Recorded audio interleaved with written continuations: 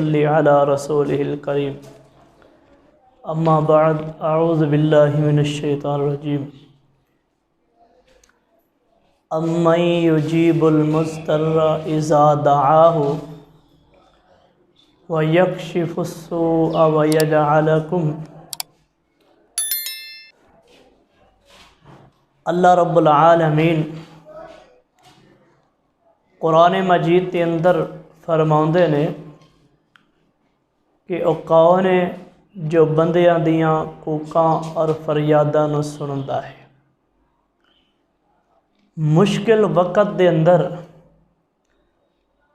कोई भी बंदे दी फरियाद नूं सुन के और उस दी फरियाद नूं पूरा नहीं कर सकदा। सिर्फ एक ज़ात है जो बंदे दी फरियाद नूं सुन के और फिर उस दी मदद भी कर सकती है, वो अल्लाह दी ज़ात है। रात नूं बंदा सुता होए, बीमार हो जाए, सिर दर्द हो जाए तो बंदे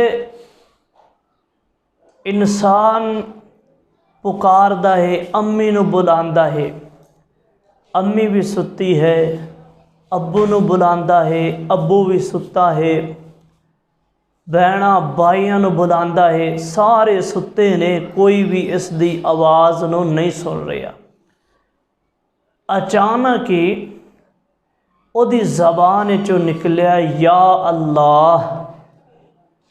जदों अल्लाह दी आवाज़, अल्लाह दा नाम ज़बान ते जारी होया तो अल्लाह रब्बुल आलमीन इस दी आवाज़ ते लब्बैक कहंदे ने कि दस मेरे बंदे, मैं तेरे वास्ते हाजिर ही हाजिर हाँ।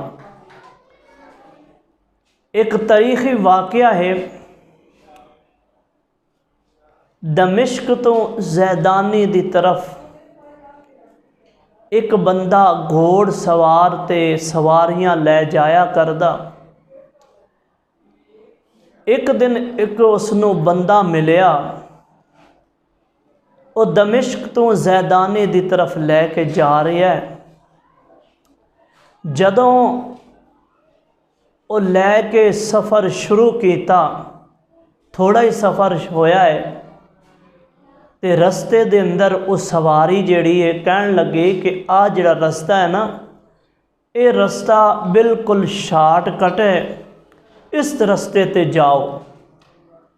उन्हें इस दी गल नूं मनिया, उस रस्ते ते लैके चल पिया। चलदा चलदा एक जंगल बयाबान अंदर पहुँचया। इन्हें इस दी सवारी ते कब्ज़ा किया और इसनूं कहन लगा कि कतल वास्ते तैयार हो जा। इन्हें इधर सैड ते नज़र पाई ते लाशां ही लाशां पईयां ने। इन्हें पुछया कि एक आदियां लाशां ने, ये सवारी जिहड़ी इस दे नाल बैठी सी, जिसनों इसने इस दे मकाम ते पहुँचाना सी, उन्हें पुछया। वो कहन लगा कि जिस तरह आज लाशां पईयां ने, इस तरह तेरी भी लाश होने वाली है। बड़ा परेशान होया तो कहन लगा कि मेरी एक आखिरी ख्वाहिश है कि मैनू 2 रकात नमाज अदा कर लैन दे। इन्हें हाथ बन्ने 2 रकात नमाज अदा करने वास्ते खड़ा होया तो परेशानी बड़ी है, कोई कलमा ज़बान ते जारी नहीं हो रहा। आखिरकार इस दी ज़बान ते एक कलमा जारी होया, अम्मन युजीबुल मुज़्तर्रा इज़ा दआहु। ओ कौन है जिहड़ा बंदियां दियां कोकां और फरियादां नूं सुनने वाला है। अचानक ही एक घोड़ सवार आया,